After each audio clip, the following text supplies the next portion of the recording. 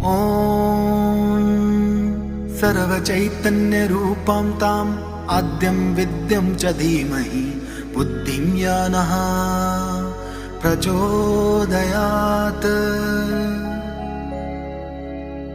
ॐ सर्वचैतन्यरूपां ताम् आद्यं विद्यं च धीमहि बुद्धिं या नः प्रचोदयात्।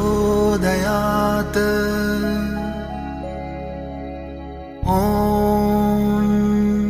सर्वचैतन्यरूपां ताम् आद्यं विद्यं च धीमहि बुद्धिं या नः प्रचोदयात्। ॐ सर्वचैतन्यरूपां ताम् आद्यं विद्यं च धीमहि बुद्धिं या नः प्रचोदयात्।